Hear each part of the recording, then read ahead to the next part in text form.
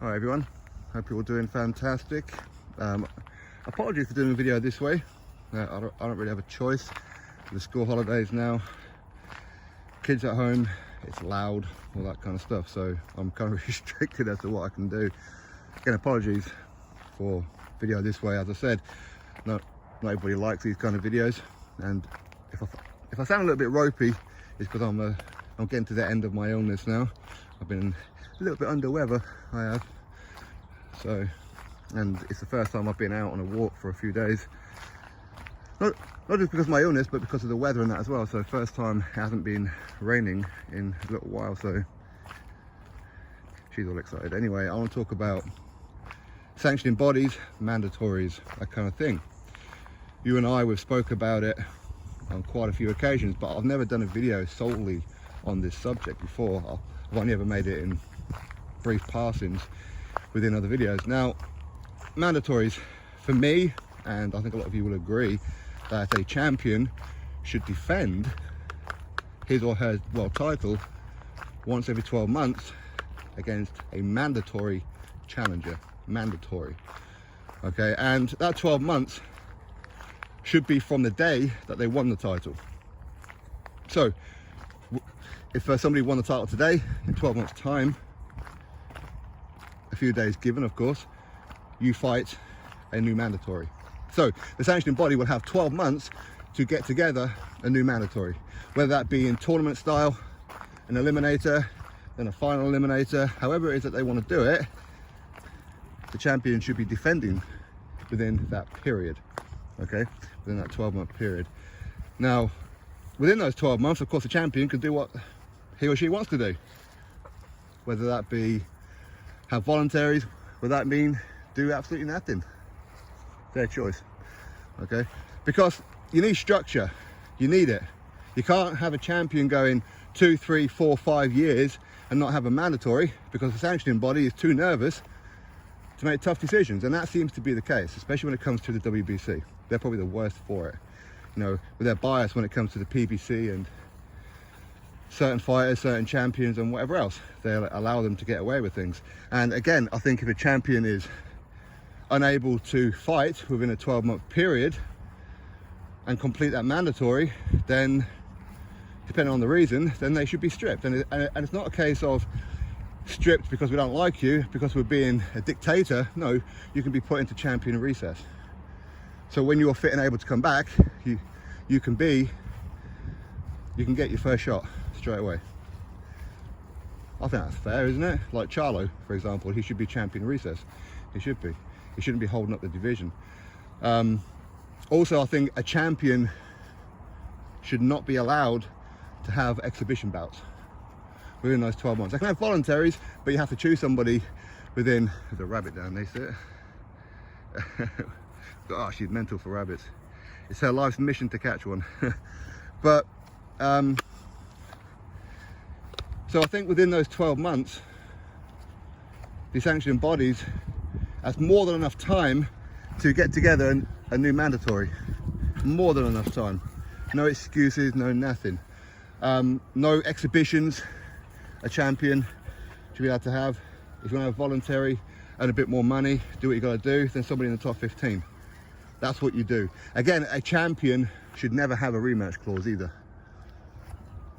And that goes within the voluntary, that goes within the mandatory. No rematch clauses. Now, of course, there's an exception to every rule. If you're a unified champion, things are a little bit different. How can you have a mandatory every 12 months? Because obviously you've got the rotation thing. But again, if you're a unified champion, as in you've got more than one title, whether that be 2 belts, 3 belts, or even all 4 for undisputed, then you should only be fighting mandatories, no voluntaries, because it holds things up. It holds things up. And I think that's pretty much it, because sanctioning bodies allow certain champions to do whatever they like, but then other ones, it's a case of they'll call mandatories in quick fire. They will. And no mandatory should be called unless he or she has earned that right as well. In other words, you go through a tournament style, whether that be even just one fight in an eliminator against the number 1 and the number 2. Even if it's only one. If not, ideally, you have 4 people within your top 15 who want to enter the tournament, and there you go. So within that 12 months, they know at the end of the 12 months, they know when the mandatory is going to be called. They know when they're going to be fighting. They do. Of course, that would probably mean that a fighter will have to fight at least 2 times before they get their title shot within a 12-month period. Well, yeah, and that's how it should be. Ideally more, but again, exceptions due to injuries, exceptions due to unifications, of course, and things like that. But you kind of get the gist of it, and people are champions. There's too many champions out there holding up the divisions. There's too many. Far too many of them, and the sanctioning bodies are weak for the most part, especially the WBC, especially the WBA with the rankings. And yes, there should be an overall worldwide governing body to oversee these sanctioning bodies. There should be. But who's going to do that? Who can afford to do that? How do you get everyone online? I mean, could I do it? I mean, could I put up 500,000 of my own money to start something up? Yeah, maybe, but you've got to get the right kind of people on board though, haven't you? You've got to get the promoters on board. You've got to get managers on board. You've got to get the jurisdictions around the world on board, such as the British Boxing Board of Control, the Nevada State Athletic Commission. You've got to get everybody on board who's willing to recognize you as the one to oversee. And those who oversee will obviously go through all the rules of the sanctioning bodies and make sure that they are adhering to them, and remove the fine print where a sanctioning body, WBC, WBA, WBO, RBF, have that small print of down to their discretion. Remove it. Ensure that mandatories are called. Ensure that the right people get world title shots. You shouldn't be having people in the top 15 earning their way and fighting each other and all that kind of stuff, and getting no kind of reward for it. And if somebody's offered an opportunity in a voluntary, for example, within that 12 month, if a champion offers somebody in their top 15 the fight and it's reasonable within a certain percentage split, and that challenger turns the fight down, then they should be removed from the sanctioning body, shouldn't they? They should be removed from the top 15. You should be. But listen, sanctioning bodies will do whatever they're going to do, and their main aim is to not keep the divisions moving, but is to keep money in their pocket. That's what they want to do. That's why they create so many different belts and things like that. It is. But something needs to happen. Something needs to change. It does. I'm not the one to do it.